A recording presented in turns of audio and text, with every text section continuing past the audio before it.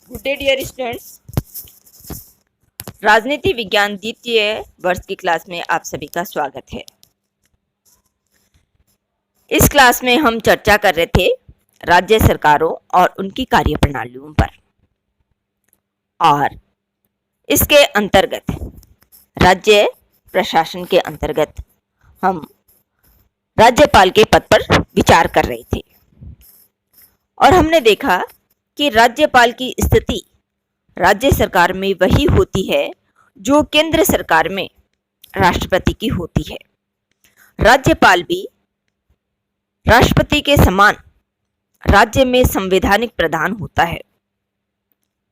तो क्या राष्ट्रपति और राज्यपाल का पद समान है या राष्ट्रपति और राज्यपाल की स्थिति एक जैसी होती है अथवा इसमें कुछ अंतर होते हैं?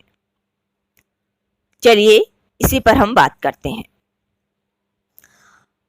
सामान्य रूप से देखने पर राज्यपाल और राष्ट्रपति का पद समान प्रतीत होता है, किंतु वास्तव में यह समान नहीं है। राज्यपाल और राष्ट्रपति में बहुत सी असमानताएं हैं, बहुत से अंतर है। ये अंतर कौन कौन से हैं? सबसे पहला है, राष्ट्रपति का निर्वाचन होता है। हम जानते हैं कि राष्ट्रपति का निर्वाचन एक निर्वाचक मंडल के द्वारा होता है, जिसमें संसद और राज्य विधानसभाओं तथा केंद्र शासित प्रदेशों के निर्वाचित प्रतिनिधि सम्मिलित होते हैं और एकल संक्रमणीय मत पद्धति के द्वारा की आनुपातिक मतदान प्रक्रिया के द्वारा अप्रत्यक्ष रूप से राष्ट्रपति का निर्वाचन होता है, जबकि राज्यपाल एक मनोनीत व्यक्ति होता है। राज्यपाल का नामांकन राष्ट्रपति के द्वारा किया जाता है। तो हम देखते हैं कि president is elected and governor is nominated. Governor को नॉमिनेट कौन करता है? राष्ट्रपति करता है। तो राज्यपाल और राष्ट्रपति में यह बहुत बड़ा अंतर पाया जाता है। राष्ट्रपति और राज्यपाल में दूसरा महत्वपूर्ण अंतर है कि राष्ट्रपति को गंभीर दोषारोपण के द्वारा ही उसके पद से हटाया जा सकता है, यानी डिफिकल्ट प्रोसेस ऑफ इम्पीचमेंट के द्वारा ही राष्ट्रपति को हटाया जाता है।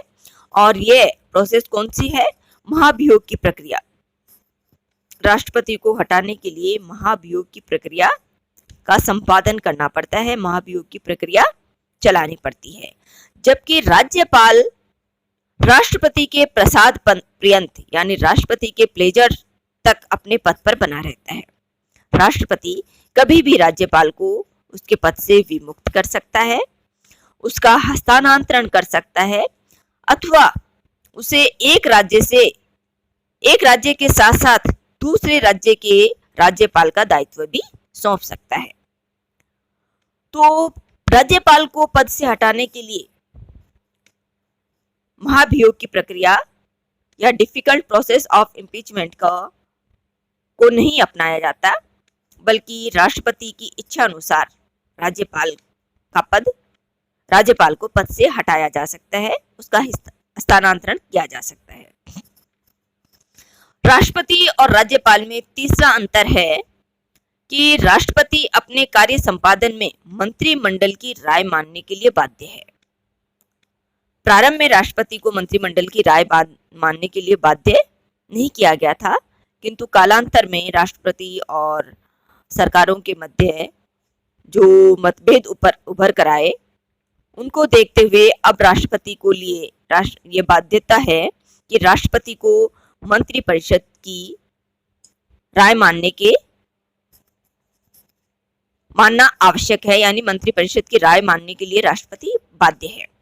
जबकि राज्यपाल मंत्रिपरिषद यानी राज्य मंत्रिपरिषद की राय और सहायता से कार्य करता है।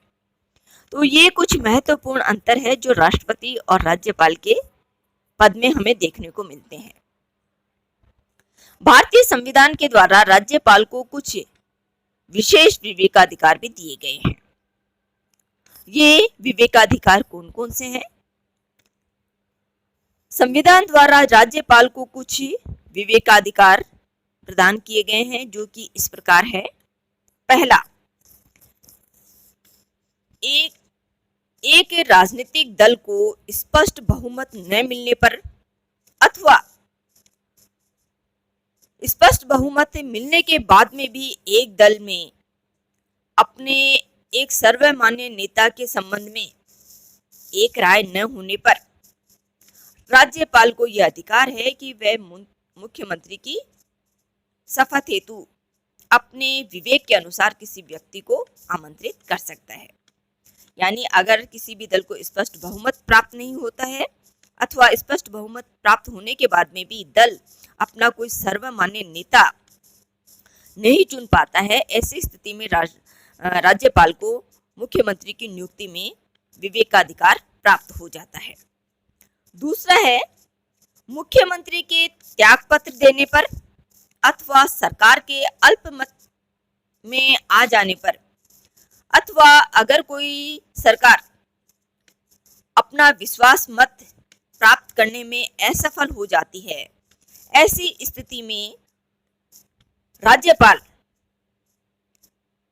मुख्यमंत्री पद के लिए हेतु किसी व्यक्ति को या किसी दल को आमंत्रित कर सकता है। राज्यपाल को का तीसरा विवेकाधिकार है कि राज्यपाल मुख्यमंत्री के परामर्श से विधानसभा को भंग करने की शक्ति रखता है। राज्यपाल का चौथा विवेकाधिकार है कि राज्यपाल राज्य में राष्ट्रपति शासन लागू होने पर प्रमुख कार्यकारी बन जाता है और केंद्र के अभिकर्ता के रूप में कार्य करता है। ऐसे ही मुख्यमंत्री द्वारा विधानसभा भंग करने पर भी संपूर्ण कार्य राज्यपाल के द्वारा या राज्यपाल के नाम से संपादित होते हैं। राज्यपाल का पांचवा विशेषाधिकार है कि राज्यपाल किसी भी बिल को सदन में प्रस्तुत करने के लिए मंत्रिमंडल को आदेश दे सकता है अथवा किसी भी बिल को राष्ट्रपति के परामर्श हेतु आरक्षित कर सकता है। राज्यपाल का छठा विवेकाधिकार असम के संदर्भ में है। असम में जनजातीय क्षेत्रों में जहां जिला परिषद और पंचायत समिति के संदर्भ में खनन को लेकर लाइसेंस जारी करने के संबंध में राज्यपाल अपने विवेकाधिकार का प्रयोग कर सकता है। तो ये हुए राज्यपाल के विवेकाधिकार। राज्यपाल को संविधान के द्वारा कुछ शक्तियां और कार्य सौंपे गए हैं जो उसकी भूमिका के अनुकूल है। सामान्यतः राज्यपाल को वे सभी अधिकार और शक्तियां प्राप्त है जो कि राष्ट्रपति को प्राप्त होती है, किंतु राज्यपाल कूटनीतिक, सैनिक और संकटकालीन अधिकारों को छोड़कर बाकी सभी अधिकारों का प्रयोग राष्ट्रपति के समान करता है। कूटनीतिक, सैनिक तथा संकटकालीन अधिकारों का प्रयोग करने का अधिकार केवल राष्ट्रपति को प्राप्त होता है। चलिए हम बात करते हैं राज्यपाल की कार्यपालिका शक्ति पर, यानी एग्जीक्यूटिव पावर ऑफ गवर्नर। राज्य की कार्यपालिका शक्ति का विस्तार उन सभी विषयों तक है जो कि राज्य सूची के अंतर्गत आते हैं। यानी राज्यपाल उन सभी विषयों में अपना दखल, अपना अधिकार, कार्यपालिका संबंधी अधिकार रखते हैं जो कि राज्य सूची के विषयों में शामिल है। संविधान के अनुच्छेद 154 के अनुसार समस्त कार्यपालिका शक्ति राज्यपाल में निहित होती है, जिसका प्रयोग वह स्वयं या अधीनस्थ अधिकारियों के माध्यम से करता है। भारतीय संविधान के अनुच्छेद 165, 283, 284 और 16 के तहत राज्यपाल महाअधिवक्ता, लोक सेवा आयोग के अध्यक्ष व सदस्यों तथा अधीनस्थ न्यायालय के न्यायाधीशों की नियुक्ति करता है। संविधान के अनुच्छेद 164 के अनुसार राज्यपाल मुख्यमंत्री और मुख्यमंत्री की सलाह पर अन्य मंत्रियों की नियुक्ति करता है। सभी मंत्री उसके प्रसाद पर्यंत अपने पद पर बने रहते हैं, यानी राज्यपाल के प्रसाद पर्यंत सभी मंत्री अपने पद पर रहते हैं, किंतु व्यवहार में मुख्यमंत्री मंत्री परिषद के विश्वास पर्यंत तक ही अपने पद पर रहता है और मंत्री तब तक अपने पद पर बने रहते हैं जब तक कि मुख्यमंत्री चाहता है। राज्यपाल की राय में अगर राज्यों के अंतर्गत आंग्ल भारतीयों का उचित प्रतिनिधित्व नहीं होने पर राज्यपाल एक व्यक्ति का नाम निर्दिष्ट कर सकता है जो कि आंग्ल भारतीयों का प्रतिनिधित्व करता है। राज्यपाल को राज्य विधान परिषद के 1/12 सदस्यों का निर्वाचन करने का अधिकार भी है। ये सदस्य कला, साहित्य, विज्ञान या अपने क्षेत्र में विशेषज्ञ हो अथवा इनका विशेष योगदान समाज के लिए रहा हो, ऐसे 1/12 सदस्यों का नामांकन राज्यपाल राज्य मंत्री परिषद में करता है। अनुच्छेद 168 के अनुसार राज्यपाल की विधायी शक्तियां यानी लेजिस्लेटिव पावर ऑफ गवर्नर भारतीय संविधान के अनुच्छेद 168 के अनुसार राज्यपाल राज्य की विधायिका का अभिन्न अंग होता है। हालांकि राज्यपाल विधायिका का सदस्य नहीं होता, ना तो वह विधानसभा का सदस्य होता है, ना विधान परिषद का, लेकिन फिर भी वह विधायिका का अभिन्न अंग माना जाता है।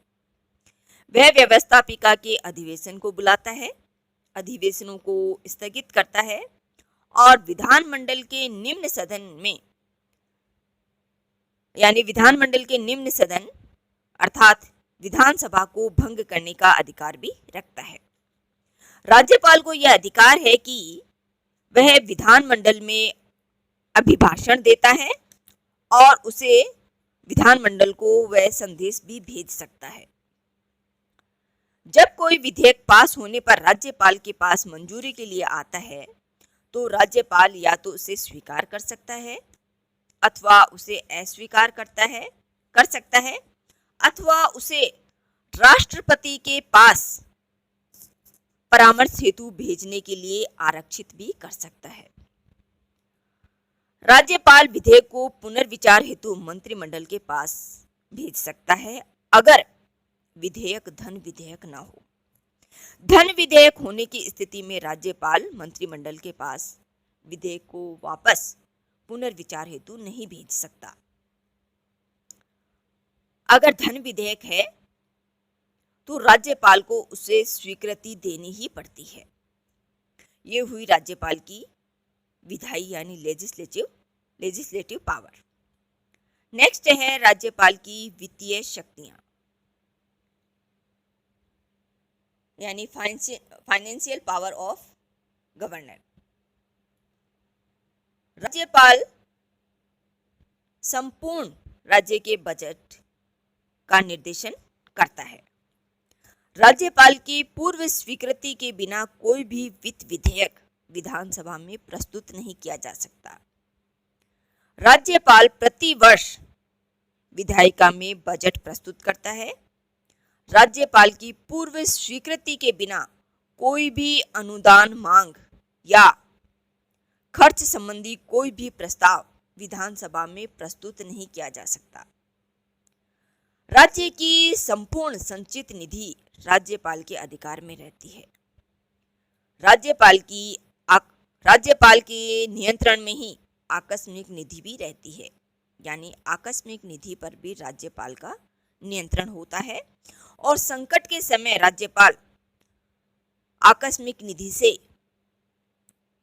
व्यय कर सकता है, आवश्यकता अनुसार धनराशि खर्च कर सकता है और उसके उपरांत वह विधानमंडल से उसकी स्वीकृति प्राप्त कर सकता है। ये हुई राज्यपाल की वित्तीय शक्तियां यानी financial power of government. Next video में हम कोई नया टॉपिक लेकर फिर मिलेंगे। तब तक के लिए गुड डे।